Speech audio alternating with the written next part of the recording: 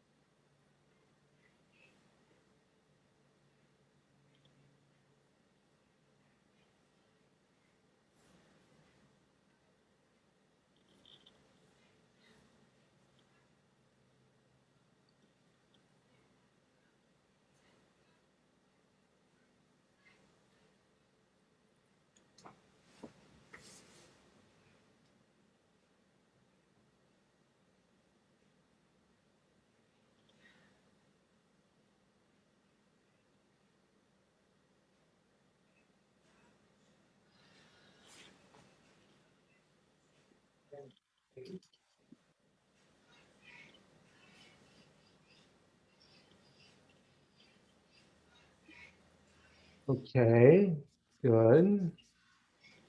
Just 1 second. So please see.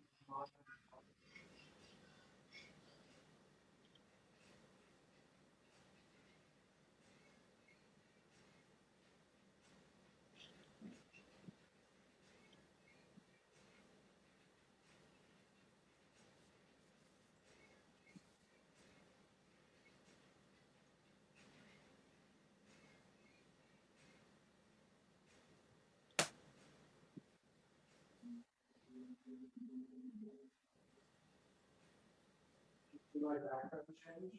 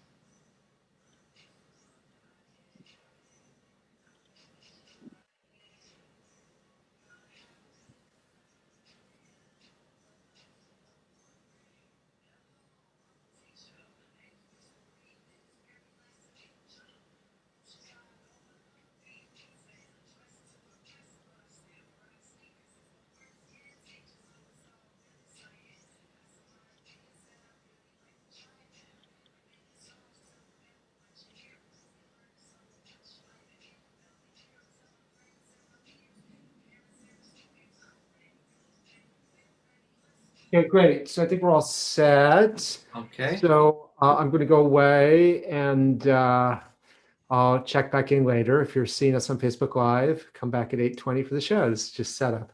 Okay, Joe, you good? Yep, I am good. So Okay, 7:10. so we're going to turn off mics and video. Yeah. Okay, I'll see you later. 7:10. Thank you.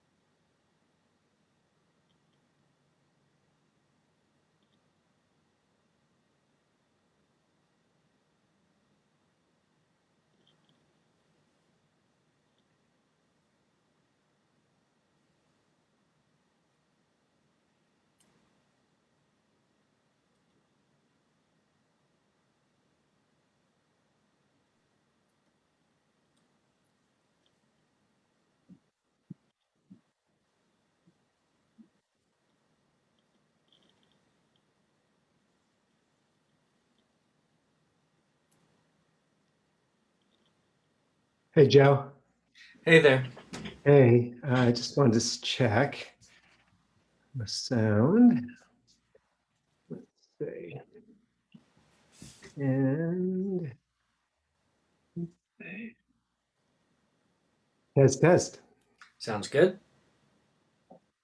Test. Sounds good. Test. Sounds good. Okay. Thank you. And this.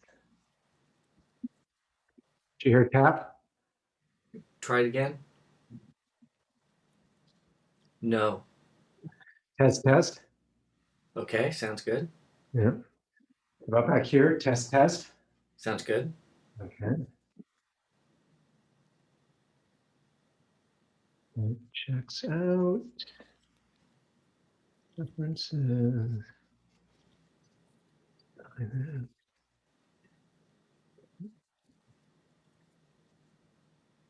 Test. Sounds good. A All little right. muted. What's that? A little dampened. Dampened. Yeah. Like a little muted. Okay, how about now? Sounds okay. Sounds okay. Okay. Let me try something.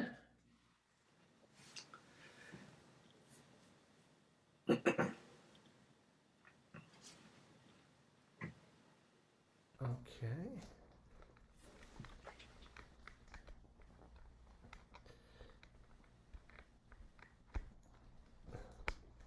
All right. Any better? Try one more time. Tapping again. Um, Okay. I heard that. you heard it? Yeah. Hmm. It's not as distinct as it has been in previous weeks. There we go. Okay. Let me try this. All right.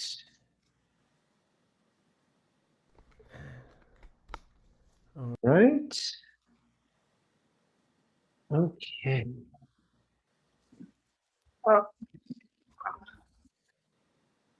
So, good. Tapping? Not real. I barely hear it. Okay. You can barely hear it. Well, not really even hearing it now. Okay. How's the voice? The voice is fine. Okay. And back here? Sounds good. Okay. Thank you. All right. Thank you. And the lighting's good? It's when you move back, you're a little washed out. A little washed out when I move back. Okay. So back here, washed out. Um, you're pretty far. You appear pretty far away. Okay. I don't know if it's a green screen or something, but you seem to be shrinking. I seem to be shrinking. Okay. Yeah, in comparison to your sink, it's Right. like you're smaller than you. Okay. Can you see me? I can see you. Yeah. Okay. All right. Can you see my hand? Oh yeah. Yeah. Okay. All right. Okay. Thank you. I'll check in later. Thank you. Okay, I'll start recording. Thanks a lot. Bye.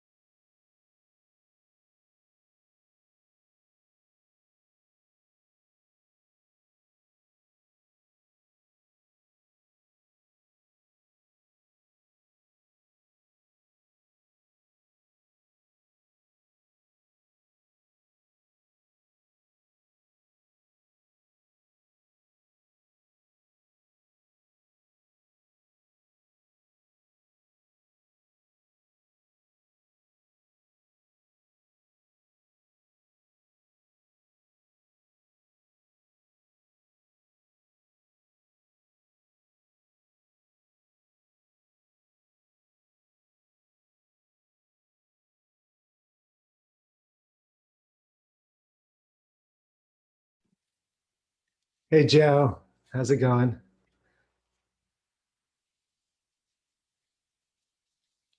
Hey, Hey, so I just want to do a final sound check.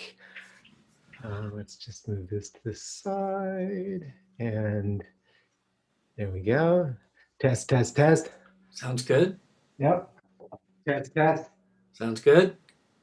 test, test. And sounds good. Okay, good. Thank you. And we'll just do a final for this. Okay. I heard a tap. Okay. Test, test. Sounds good. Okay. Good. And Did not hear a tap then. okay. No. Okay. Test, test. Sounds good. Okay. Great. All right. Thank you. All right. And the lighting is about what it was? Lighting is good. Yeah. Okay, good. Okay, thank you. Thank you, everybody, for joining me.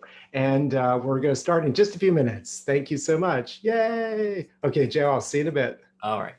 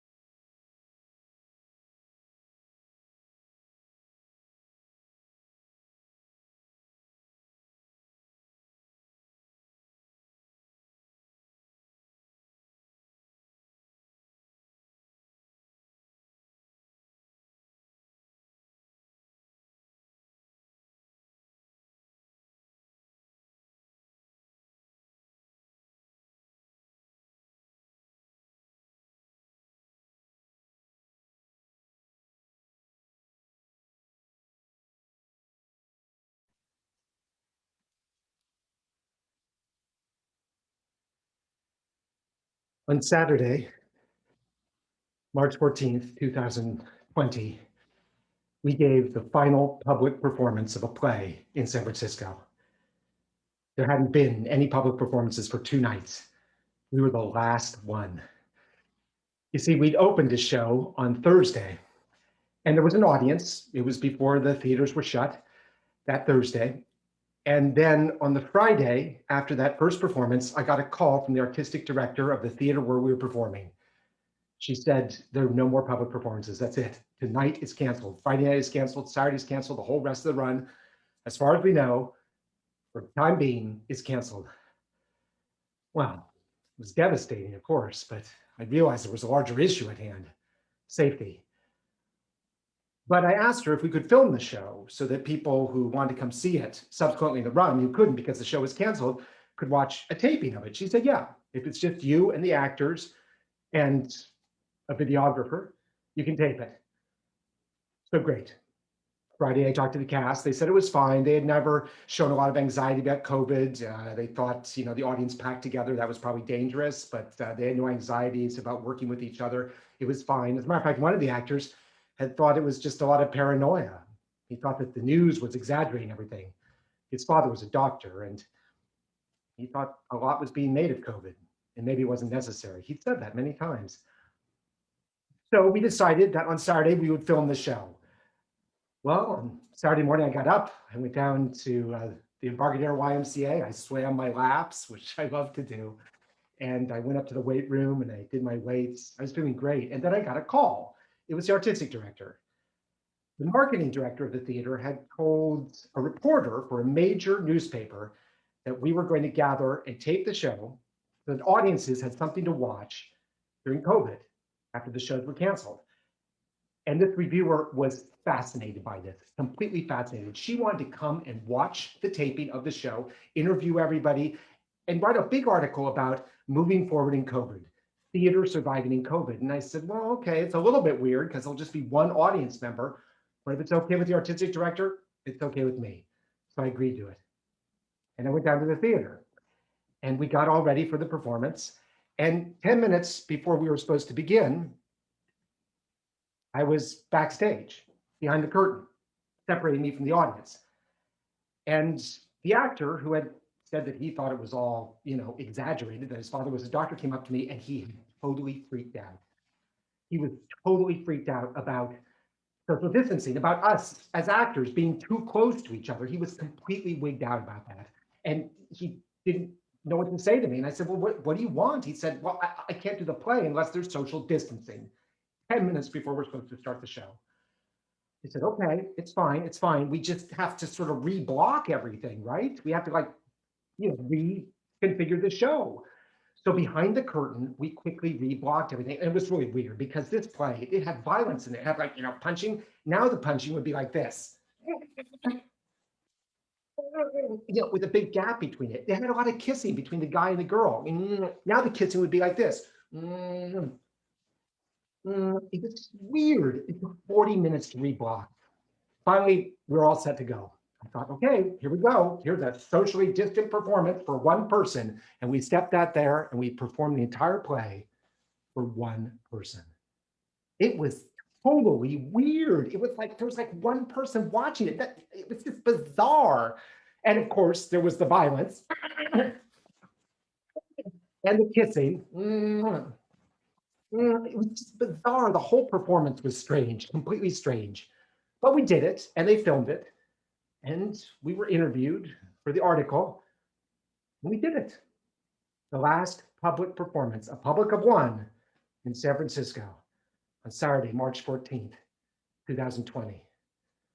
Well, I went backstage afterwards, and that was it. As far as we knew, the whole rest of the run was canceled. We sat in a circle, socially distant circle. It's the first time I'd ever done anything like that. We were 8 feet apart from each other. We ate some crackers, we drank some drinks, but we didn't share anything. We didn't share bottles, nothing. We had sort of a socially distant cast party. It was weird. And I said to him, this has been great doing this show with you. And I don't know what's going to happen now. I'll be in touch. I think it's going to be 1 week, 2 weeks. It's not going to be that long. I'll be in touch every week to tell you whether or not we're going on. That's what I thought. I thought it might end in 2 weeks. Another part of me saw how people were reacting. I started realizing that I should start reacting. That maybe I was putting people in danger, and I kind of had to snap out of it. I had to start taking responsibility for mine and other people's safety. So I went home that night, got into bed with my lovely husband. The next morning, we got up early and we talked about what we were going to do. Well, first of all, we needed to shop because we really didn't have much in the house. So we went to the local supermarket, which was pretty much always empty. Nobody ever shopped there. It was a huge store, but for some reason, nobody ever shopped there. We bought some things and we bought toilet paper. Okay, yeah, we bought, you remember all that, the toilet paper craze. We bought toilet paper, we took it home, and then we decided we need to do something outside, away from people. We shouldn't be going anywhere where we're around people. So we decided to take one of our favorite hikes on Mount Sutro. Now, this hike, nobody's ever on this hike. It's right in the middle of the city, so it's easy to get to, and there's never anybody on this hike, and the paths are pretty much clear. You might pass one bicyclist or something. Well, that day, the paths were packed. I couldn't believe it. Everybody had the same idea we had. An urban hike on a path that nobody ever goes on. Who knew? And it was horrible because people were like scurrying out of the way of each other and running up the side of the path and hiding behind trees and grabbing their children, protecting them from us. It was like weird. Nobody was wearing masks yet. People were just totally paranoid about each other. And I'm like, what's going on? Are we that big? We can't go down the path. I was like, oh, this is COVID. People are terrified of COVID, even on this usually deserted path, now crowded. So we went home. We shopped some more at the corner grocery. We bought some more toilet paper. We didn't have that much stuff, but we figured we could shop. We just keep shopping. We keep it steady. Next morning at 8 a.m., we got a text from a friend at City Hall. It was the inside track. At 9 a.m., the mayor was going to announce shelter in place, stay at home. We're like, oh my God, what does that mean? Does that mean we can't do anything? And also, everybody's going to want food. So at 8:15, we rushed out the door. We got a Zipcar and we raced to that empty, deserted supermarket. We walked in there at 8:30. It was packed. I've never seen this many people in that supermarket, and people were frantic. We had two huge shopping carts. We were maneuvering around, throwing things into the shopping carts, grabbing anything. A lot of this food we still have because it's not even food that we eat. A lot of it's just junk or stuff that we don't like, but we were just loading up two huge shopping carts. And as it turned 9:15, it got more and more crowded. There was less and less food. A woman said to me, where are those crackers? I said, there are no more here. You can have some. I mean, it was like scary in there. We took the food home. We went out to another supermarket, Safeway.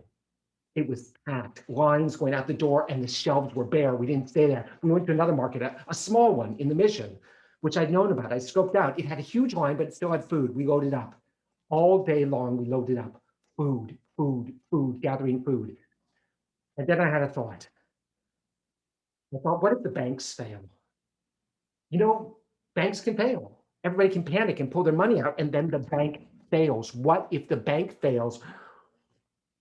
But once we got all the stuff in the department, I said to Michael, I said, okay, I'm going to go to the bank and take out all of our savings. Now, we don't have that much money in there, but I wanted to get it out of there in case, it disappeared, in case the bank failed. So I went down to the bank, and a part of me was thinking, oh, I'm just being paranoid. Come on, this is like so dramatic. Why would the bank fail? So I went in, and I went right up to the teller, and he was like looming over me. He was huge. And he was standing there, and I said, I'd like to withdraw all my money. And he said, you can't. I said, why? He said, you can only take out half. I said, that's not the agreement. It's my money. I want all of it. He said, you can only take half the money. I said, why? He said, that comes from corporate. I said, why?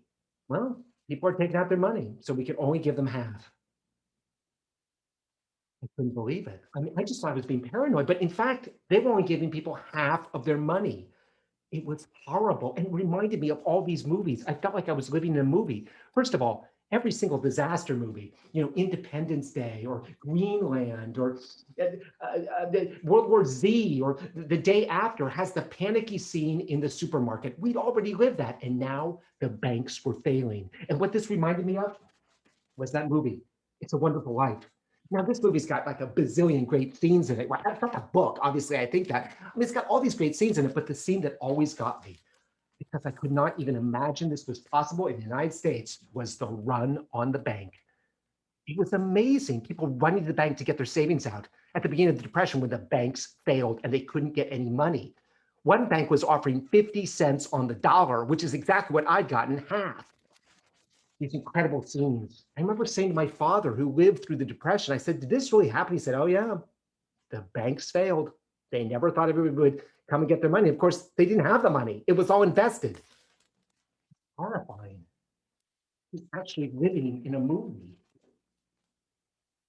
So we took what we could get from the bank and we went home. And we were totally freaked out. I mean, completely freaked out at the end of that first day of shelter in place. I mean, we'd done really well with the groceries and the toilet paper and some of the money, but we were just really. So I said we should play a game, take our mind off stuff, get competitive, focus on something. So I got out the one game we had that we both loved, Scrabble.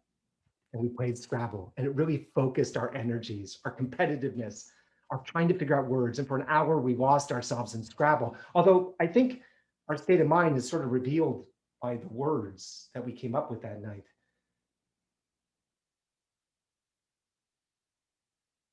Then I had to figure out exercise. I couldn't go to the gym anymore. The gyms were going to be closed. I had to figure out how to do everything in my apartment. I couldn't use my weights, so I had to figure out how to use my body as weight. So I figured out push-ups, something I really wasn't very good at. I hadn't been doing myself. I would use my body for push-ups, also sit-ups, which I detested. But it was my body and I could use it. Also deep knee bends, all these exercises that would use my body as weight because I didn't have it anymore. Next morning we got up and I had to figure out work because I couldn't go to work. The office was shut. We weren't supposed to be around other people, just the immediate people in our lives, right? So I would work in the mornings and the afternoons, and Michael was home. He was on leave until they figured out what they were going to do at the library. So that was sort of wonderful because in the middle of the day, we could go to Golden Gate Park, which is right near our house, and have a picnic right at the House of Flowers. It was wonderful. I never experienced that building as much as I have during COVID. It's a magical building to see it change in the seasons, to see the people gather there, the children, the adults. And what would I do about work? Everything would have to go on to Zoom. Everything would now be on Zoom. Meetings, discussions, rehearsals, even performances. I was thinking, we're going to have to do it all on Zoom. It's the only thing to do. Also, safety. We would have to start wearing masks. First, I started with an N95. Now, here's the thing about the N95. It was the mask to have, and I had landed 2 of them on that day, that first day of shelter in place, but then they started saying, it's not the mask to have. No, no, no, it's not. There are problems. You should just have the old-fashioned surgical mask, right? So then I doubled the surgical mask because that was what they said to do. And finally, I was beginning to feel like I was ready. I was beginning to feel like I was ready for COVID.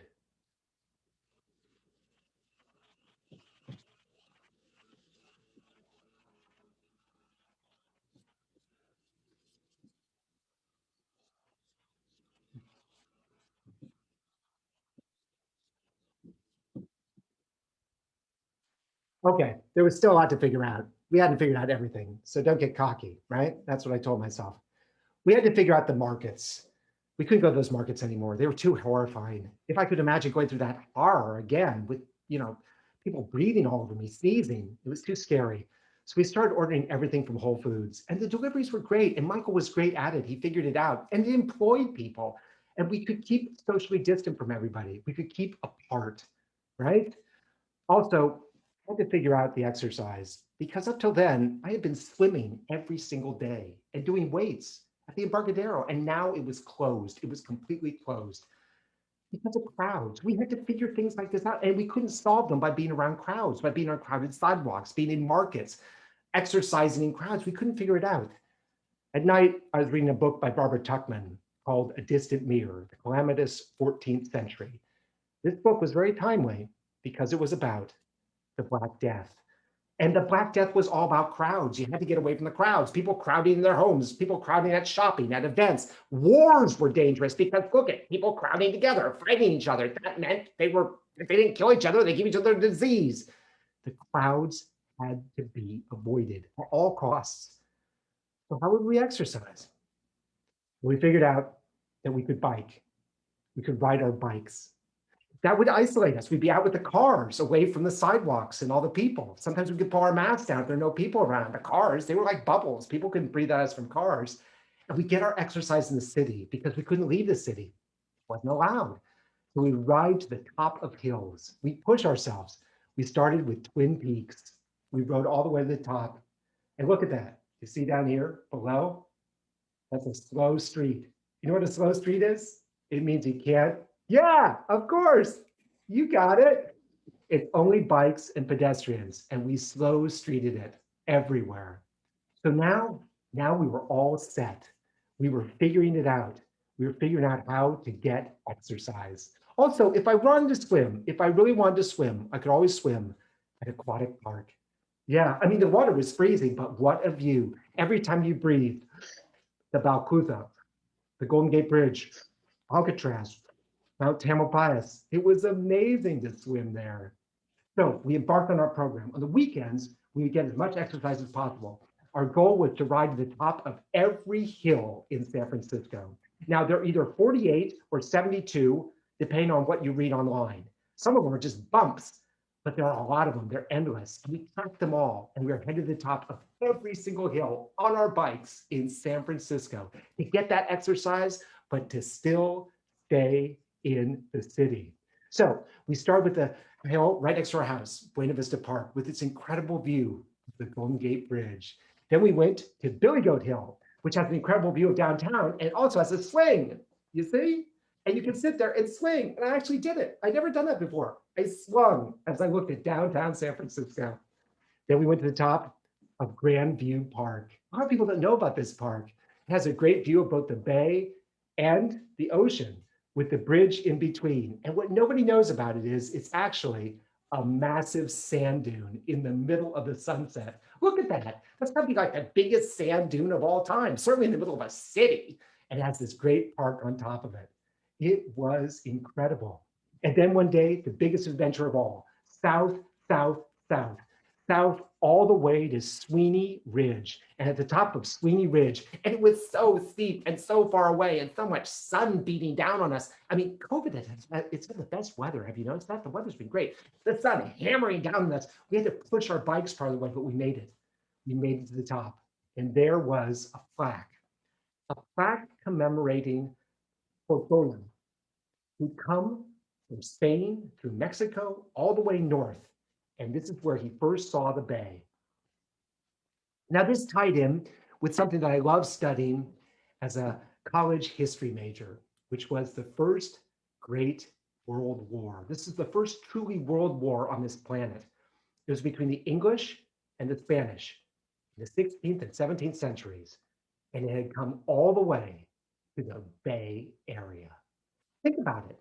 That war, that cultural conflict is written in the place names, the town names, the geographical designations of the Bay Area.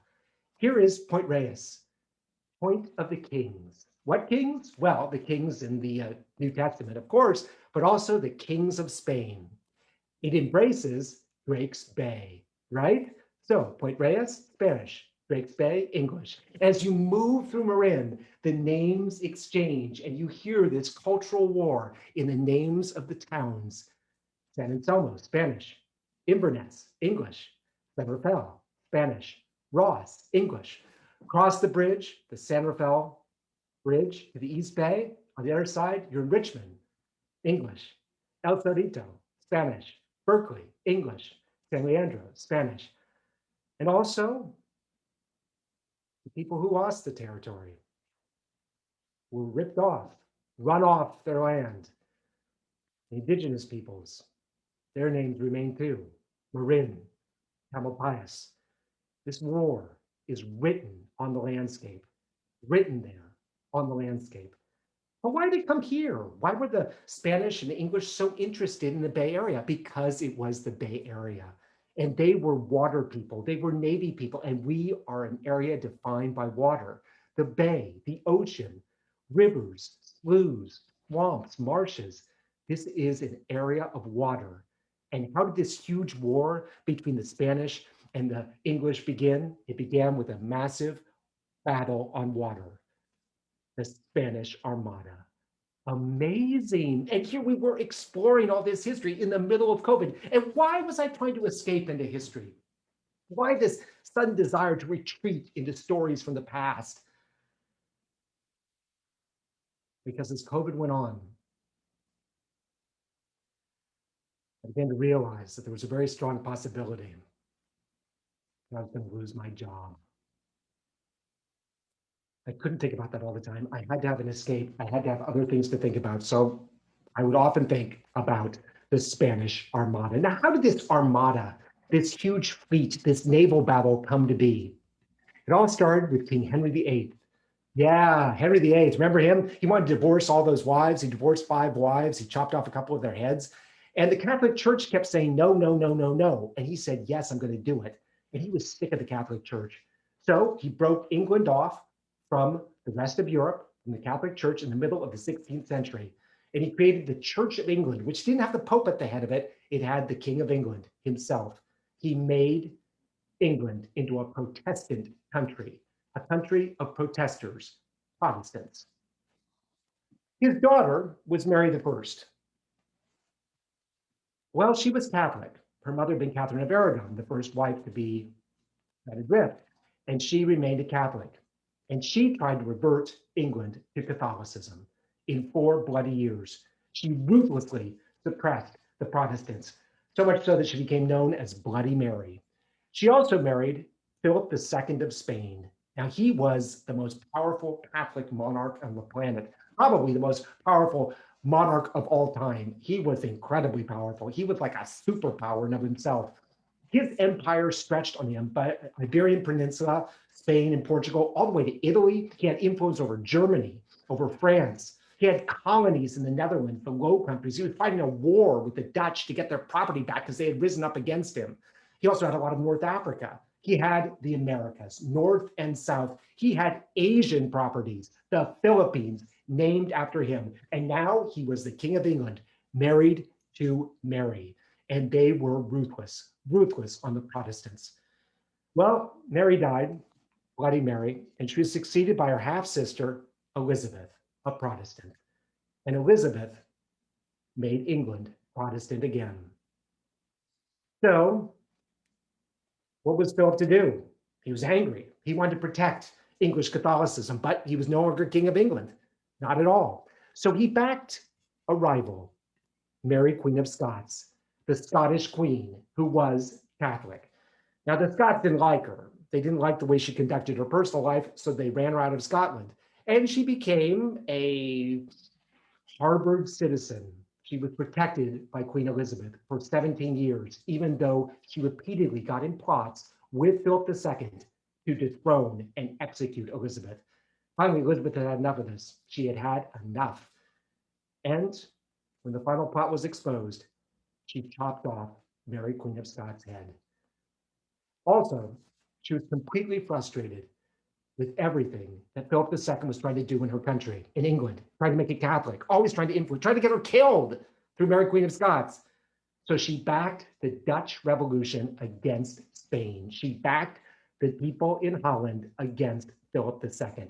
Well, this pissed off Philip II. He was royally pissed. He didn't like somebody telling her what he could do. No, he was really, really annoyed. And so he would assemble a fleet. He would send that fleet north. It would pick up a massive army in Holland, the army under Parma, the Spanish army that was fighting the Dutch revolutionaries. It would transport that army to England for an invasion of England. Now, what were the relative powers? What was the relative strength of these two powers? Well, Philip II was like the United States. He was a true world power. He had his fingers in everything. He had massive navy, massive army. He had wealth from the New World. He was the man on the planet. England was like Poland. It was like Poland. It wasn't even a second-rate power. It was more like a third-rate power. And these were the forces that were coming into conflict. This was it. I kept thinking about the theater. I couldn't sleep at night. What would happen with the theater? How could it survive in all this? But I couldn't get stuck on that. I had to focus. I had to focus. I had to figure this out. I had to figure this out. And I kept drifting off into fantasy, the fantasy of the Spanish Armada. So what was the Spanish Armada? It was a fleet of ships. Philip II assembled 150 ships. He put them under the command of a man named Admiral Sidonia. They were organized into a crescent shape. They always sailed in a crescent for defensive purposes. And he sent them north towards England. Where were they headed? They were headed to pick up the Spanish army that was fighting the Dutch in Holland, trying to defeat the Dutch resistance, trying to stop the Dutch from breaking off from England. There were 150 ships, 8,000 sailors on the ships, and 20,000 soldiers on the ships, embarked on the ships. Parma's army, the Spanish army in Holland, had another 30,000, combined 50,000. They would be unbeatable when they landed in England to conquer it. And this was the Armada. What were their tactics? How did they fight? Why did they carry 20,000 soldiers on board? Because what the Spanish believed in was not so much gunfire. Gunfire was just a precursor to a battle. That softened up the enemy. Then you bore down the enemy, grappled with the enemy, and your men went on the enemy's ship and killed all the enemy on their ship. That's how you fought a naval battle. Who were their adversaries? Their adversaries was the English fleet at Plymouth. This fleet was under the command of a man named Admiral Howard. Now, English tactics were very different from the Spanish. They didn't believe in grappling. The English believed in gunfire. Ships that were well designed, well sailed, and had a lot of punch in the gunfire. They didn't like to get close to Spanish ships. They liked to keep the Spanish ships at a distance. That way, right, they could use their cannons, and their cannons were better than the Spanish. So the Spanish were sailing north against the English. A roundabout way to pick up their army in Holland. They picked them up in the French port of Calais, but the seas were not kind. They were not kind to their armada. There were storms. There was wind. There were waves. The wind was never good. It took them 2 months to sail north along the French coast. The storms were vicious. They didn't think they'd make it. They were terrified. And the English knew that they were coming. The English were well informed. The English had a series of beacons that lined the French coast. And as the Spanish fleet sailed north, the British would light the beacons that would signal to the next beacon to signal all the way to England. As each England saw, they signaled north. Signaled north. Signaled north. Until the British knew that they were coming and they were prepared. They would sail out and they would hit the Spanish before the Spanish could hit them. That's what they would do. They would sail out and get the Spanish before the Spanish could get them. But the British didn't count on the tides. Now the wind was not nice to the Spanish, but they managed to get north. In May of 1588, they left. They didn't arrive until 2 months later, finally off of Plymouth. But the British couldn't leave the port. They were stuck there. The tides were against them. They were stuck in Plymouth. And Admiral Sidonia had his chance. What he wanted to do was sail right into Plymouth, grapple with the British, go on board and kill them. Use those 20,000 soldiers, the 20,000 soldiers. The British didn't embark any soldiers. He could go ashore. He could go on the ships. He could take over Plymouth, destroy the British fleet. But Philip II's representative said, no, you have your instructions, stick to plan. You're supposed to go to Calais and pick up the army. Don't go into Plymouth. So Admiral Sidonia didn't get what he wanted to do. He had to change course and sail for Calais. He would not be allowed to engage the English in a way that he knew would win. He turned to the right and headed for Calais. So what would happen to the theater? What would happen to the theater? I mean, how could it survive? It couldn't have audiences, so it couldn't generate any income. There was a crisis in leadership, a lack of will, We couldn't take out any loans because, loans, they require, you have to pay back loans.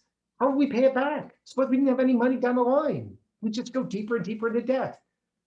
We could only rely on grants and the government. That was the only thing that could save us. That was it. So now, the weather changed with the English. The tides changed and they could come out. And suddenly they were upwind of the Spanish, right where the English wanted to be. And their superior seamanship kept them behind the Spanish. Anytime a Spanish ship turned around to engage, the British would fall back. They would get out of the way. They would leave, and they shelled the Spanish fleet. It wasn't devastating, their attack on the Spanish, but it was pretty good. It kind of wore them down. Now, the Spanish always sailed in a crescent because that's how they could protect their own ships. These were not all warships that the Spanish sent. You see the crescent? Okay. On the ends of the crescent were warships. At the front of the crescent were warships. Everything in between were transport ships. Those were the transports for the army, for Parma's army in Holland. And the warships, the galleons, were there to protect the transports. You see the British fleet? Yeah. You see them? Yep, right there. British fleet. They had to hang back, but they kept nudging the Spanish, nudging them. They kept nudging them across the ocean. They kept pushing them, pushing them, pushing them. The English were persistent. And as the fleet sailed, it nipped at them. It knocked out a few ships, not a lot, but some important ones, as it nipped at the Spanish, nipped at them.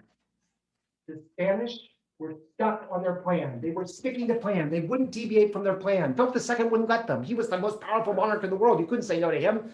But the British were pivoting. They were pivoting. They were showing that they could seize the opportunity of the wind and the tide and pursue the Spanish and wear them down. They nudged them forward, nudged them forward, nudged them forward. So what would we do? How would we pivot as a theater? How would we pivot? Well, everything, as I said, had to go online, including the performances. We would have to perform the shows online. At first, it felt kind of sad. I was so used to being with actors on a stage, watching actors on a stage. I didn't want to do movies. I wanted to do live theater. And now we're all isolated, pretending we were talking to each other, talking to a little green light. One of us was in San Francisco, another was in Berkeley. Somebody might be in Ireland or Los Angeles or New York. We're all isolated. And at first, it felt kind of foolish. Like we were just, I don't know, fooling around. But it was live. It was live theater. We were doing it live. And it was showing the world that we were alive. That's what was important, right? That we remain alive. So, Admiral Sidonian, with the Spanish Armada, had made it to Calais.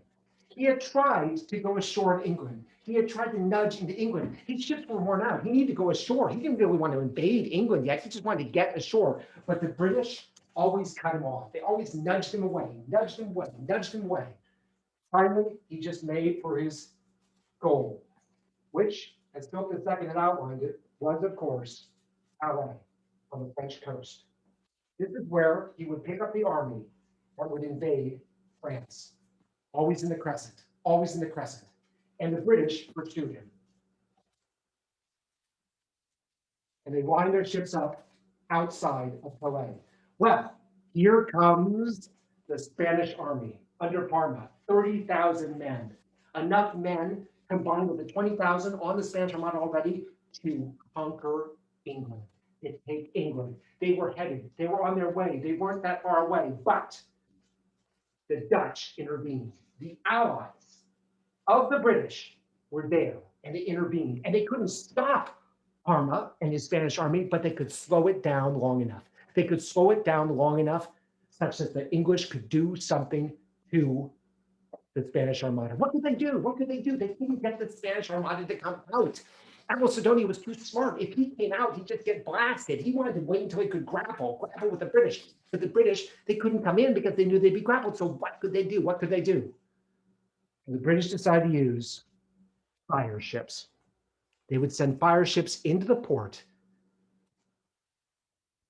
and the fire ships would scare the Spanish out of the port of Calais, right into the guns of the British.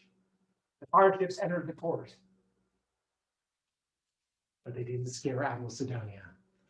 He knew about fire ships. He wasn't going to fall for that. He knew that they couldn't damage his ships that much. He wasn't going to fall for it. Here's a picture of fire ships. Yeah, you see them there? They're right there in the center. He wasn't scared by them. No, but this picture is inaccurate. Admiral Sidonia was not scared by the English fire ships, but some of his captains were, because the ships the British sent in were huge. They weren't tiny fire ships like in that other picture. They were gigantic fire ships. And worse than that, a lot of the Spanish captains thought that they were hell burners. What's a hell burner? A hell burner is a burning ship, large, which isn't just burning, it's loaded with powder, with explosives. And when those explosives blow up, they're going to flatten anything even close to that ship. And some of the more scared, inexperienced captains in the Spanish Armada thought, oh my God, here come the hell burners. There were 8 of them, and they were terrified. And a lot of those captains cut their anchors. They gave up their anchors. They threw away their anchors and sailed out of Calais. They left the harbor to get away into open sea. They were so terrified by what they thought were hellburners. And they headed off into open sea. Admiral Sidonia didn't know what to do. What was going on? He hadn't ordered this exit. He hadn't ordered people to cut their anchors, to lose their anchors, to head out in the open ocean. But there's nothing he could do. He had to keep the fleet together, because without the fleet, there could never be an invasion of England. So Admiral Sidonia ordered all of the Armada to sail out of Calais. And as they sailed away, they left the Spanish army behind, which the Dutch shadowing it. And they sailed north out of Calais. The British were being brilliant. They were being so bold. They were being so persistent. They were using their fire ships. They were using their allies. The British used their allies. These people that Elizabeth had been fighting the war with, the Dutch, they used their allies. And this inspired us at the theater. We would be bold. We would keep performing. We would be persistent. We would do stuff. We would keep out there. We would show we were alive. And we would use our allies. We would contact everybody we knew at other theaters and ask them, what's going on? Have you heard about other funding? Have you heard about other things? Tell us about stuff, because we knew that gossip and anecdote were going to tell us as much about the funding opportunities as anything official, because there was so much confusion. That would help us succeed. That would help us survive. Just like the British. Bold, persistent, use your allies. So the Spanish fleet sailed north. It finally regrouped in the port of Gravelines. It was badly dispersed, badly damaged, badly worn, confused, but it managed to regroup in Gravelines. The British followed it, and finally, they determined that they could bring their guns to bear against the Spanish Armada, that they could take it on at Gravelines. Now, they didn't want to get close, because the second they got close, guess what? Yes, the Spanish would grapple and defeat them. So they stayed 100 yards away. No matter what happened, if the Spanish came towards them, they tacked away. They got out of there. They used the wind. The wind was helping them, and they used it. They used it to stay 100 yards from the Spanish and to shell the Spanish. And the British had superior gunmanship. They did. They had a much faster rate of fire. They could fire. The Spanish couldn't fire. It was very difficult on the Spanish ships, because the Spanish ships were overloaded. The men couldn't maneuver around the guns, because there were like horses on the ships, and tents and food and clothing for the invasion, right? And they couldn't maneuver. And so the British rate of fire was much, much higher. Also, the British gun ports were much, much lower on the ship. So when they fired and the wind blew on the Spanish galleons, the cannonballs of the British would hit either below the waterline or at the rudder. They would do incredible damage. When I was a kid, my father's friend took us out on a sailboat. I was like 10 years old. And we were out on the bay, and he said, let's go look at the Golden Hind, that great old ship from exactly this period, an English ship. And we sailed right up next to it. It was so handsome. And we saw the gun ports. They were really low. He said, look how low the gun ports are. That's because the English like to shoot their cannonballs. They like the cannonball to skip along the waves and then slam into the bottom of the Armada, of the Spanish ships. And the wind always helped the British because it tilted those ships away from the cannonballs and they hit low. It was amazing. 5 Spanish galleons were sunk at Gravelines. Many others were damaged. It was an incredible blow to the Spanish Armada.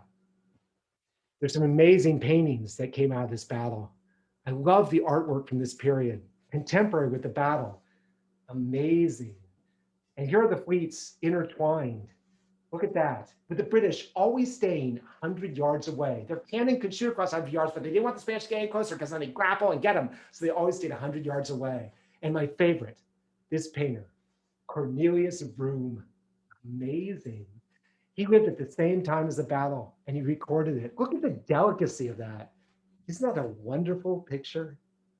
When we went to the Rijksmuseum in Amsterdam, I was so excited because I wanted to see the Rembrandts and the Vermeers and the Hals, but I also wanted to see the Vrooms, that great Dutch artist who captured the Spanish Armada's ordeal. I wanted to see the Vrooms. I was so excited to see the Vrooms, but where were they? I couldn't find them anywhere. Well, they weren't upstairs with the paintings. They were downstairs in the history section. So we went down there, but I still couldn't find it. And then I looked in a cabinet, a case, a glass case, which had all this kitschy stuff in it, like Spanish swords and cannonballs. It was just like junk. And there at the back of the case was this Vroom. I was like, wow, what disrespect. Come on, this guy's great. But he was just considered a history painter. But I've always loved his paintings. And anytime I hear of one, I make a pilgrimage to see them because he captured the Spanish Armada in such vivid detail. So Gravelines was a devastating defeat for the Spanish. And worse than anything, as they drifted away from the battlefield, not only was their fleet badly damaged, but they were drifting away from the army. Eventually, the army would return to Holland. It would never be loaded onto the ships. The Dutch went with them. The war in Holland continued. Meanwhile, back in England, Queen Elizabeth was getting ready for an invasion. She didn't know about any of this. She still thought the invasion was coming, that army from Holland was going to be here soon. And she went out to meet her troops, who were woefully unprepared. There was one troop, one unit. Their weapons were bows and arrows, and they didn't even know how to fire them. It was pathetic. And if the 50,000 Spaniards had landed, they would have walked all over Elizabeth's troops, but she had to rally them. She had to do something, and this is all she had. And she made a famous speech at Tilbury. And she said, "By all valor in the field, we shall shortly have a famous victory over the enemies of my God, my kingdom, and my people." That's a real speech. And for me, it's even more wonderful than Shakespeare's "Once more unto the breach, dear friends, once more." And of course, it inspired that speech. And the English victory inspired Shakespeare. So now the fleets were headed north. The Spanish were straggling. The wind was shoving the north, shoving the north. They wanted to get the army, but they couldn't pick it up because they were being shoved east, east, east. They thought they were going to go aground. So they steered away from the continent, away from the English Channel, and were let themselves be blown north. And the English pursued them for a while. The English fired after them. The English were out of everything. They had no more ammunition. They'd shot off everything at Gravelines. They'd fired their cannons for 8 hours. They'd run out of cannonballs, so they'd started firing anchor chains, nails, junk from the deck, anything. And now the Spanish Armada was being pushed north. And they pursued them as if they still had stuff. They were firing nothing at them. They were just psyching them out. Endlessly bold, endlessly persistent. The British knew how to scare the Spanish with the fire ships, with the gunfire at Gravelines, and with the pursuit. They kept getting pushed north, north, north. The whole armada was going north. And finally, the British broke off their pursuit in Scotland. Now, the British suffered too, because many British sailors contracted typhus and died. They turned back, but the Spanish Armada was too far north.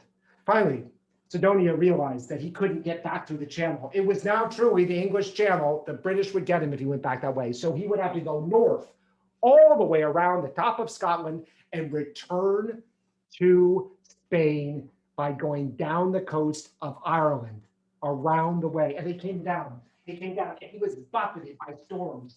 He was buffeted by storms. His sailors were not good enough. They weren't good enough to battle the storms. It was ruthless. The Gulf Stream was pushing against them. It kept pushing them up against the shore. There was nothing they could do. They couldn't seek shelter because so many of the ships had cut their anchors loose at Calais to escape the fire ships. They couldn't anchor anywhere, so they were driven onto the rocks. One of my favorite paintings is this one. Incredible. Vroom again, the Spanish Armada being driven onto the rocks. And look at there, beyond this ship. The waves almost look like monsters. They were. The waves and the wind were monsters to the Spanish. Look at that ship being driven onto the rocks. Look at the beauty. To imagine this beautiful ship is going to be destroyed. 5,000 Spanish sailors coming down the coast of Ireland, either drowned, starved to death, or were slaughtered when they tried to go ashore. Slaughtered by the Irish. It was a devastating defeat. And here it is. The world at kilter on its side. And there you see the Spanish ships going down the coast of Ireland, sinking, sinking, sinking. It was a horrifying defeat for the Spanish. Philip never thought it would happen. He didn't think it was possible. And when the Spanish fleet finally stumbled back into Spain, only half of the fleet was left. One half of the fleet, less than 10,000 men, 30,000 had set out, 150 ships, 75 returned, less than 10,000 men survived. It was a complete and utter defeat for a man who was not used to losing, a superpower. His armada destroyed. He said, Philip II, he said, I sent my armada to fight against men, not against God's wind and waves. He was a pious man, fanatically so. And he thought that God had betrayed him. His Catholic God had betrayed him. The English called it the Protestant wind. That's what they saw, the Protestant wind. And a coin was struck to celebrate the victory of the English fleet over the Spanish Armada. And on the coin was written, Jehovah sent his winds, and they were scattered. It truly was, in their view, the triumph of Protestants over the Catholics. What were the technological advances of all this? What had they learned? The English had learned that their guess about tactics was correct. Ships should be sleek. They should be built for combat. Gunnery was important and seamanship, and that was what would make the Royal Navy the power of all the seas. Up until then, Spain had been dominant, but now it would be England. And England with its Royal Navy would conquer the world in the place of Spain. The war would continue until 1604. There'd be two more Spanish armadas, two more attempts to invade England, and an English armada, a counter armada sent against Spain. None of them would succeed. The storms always turned against whoever was invading. But the British had set a pattern, and they emerged a superpower from this fight. Eventually, they nudged the Portuguese and the Spanish out of India and set up the East India Company to exploit India, another land that they would exploit. And then they started to colonize the United States, setting up a province shortly after this called Virginia, named after Queen Elizabeth, the Virgin Queen. And what did we learn?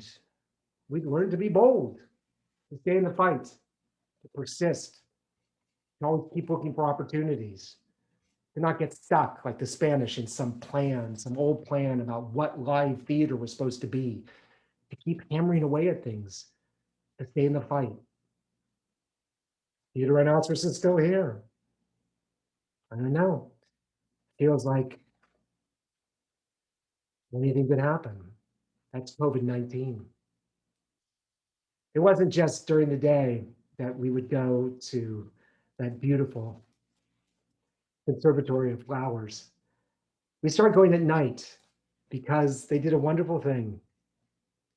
At night, they lit it up, hippie style, and they played music.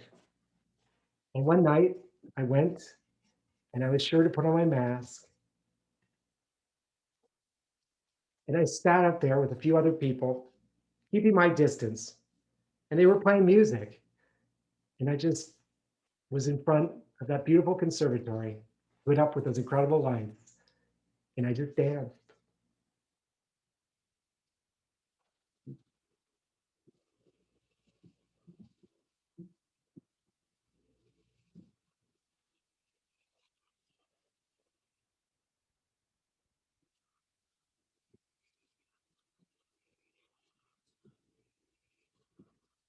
I thought about all the disasters that have befallen this world during COVID-19, and all the challenges that lay ahead, even some people who I knew who had suffered grievously in all this.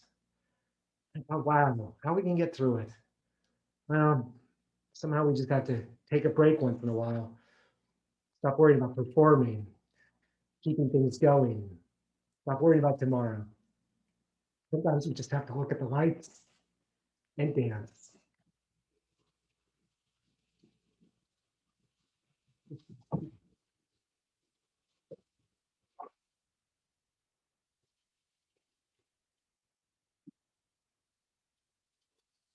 Thank you for joining me. This has been COVID Adventure. I'm John Fisher. It was terrific performing for you tonight. This story of the Spanish Armada and also our own drama, COVID-19. This is my 51st solo performance as part of the Essential Services Project. It started the week after that show closed. That show still hasn't reopened, but Theater Rhinoceros has been very busy. We have the ESP on Thursday nights. I'll be back next week with a piece called Jenny, about a friend of mine from high school. And also we have a benefit performance coming up on April 2nd, which should be really exciting, called Pandemic Performances, with some great talent.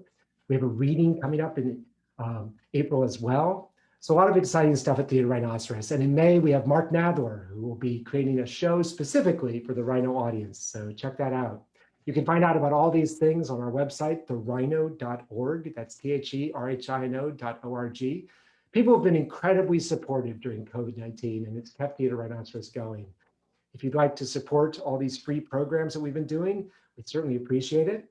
You can do so by sending a check to me, John Fisher, at my COVID-19 office. John Fisher, Theater Rhinoceros, 91 Central Avenue, number 102, San Francisco, California, 94117, or go on the website, therhino.org, THERHINO.org, and you can make a donation there by clicking on donate through PayPal.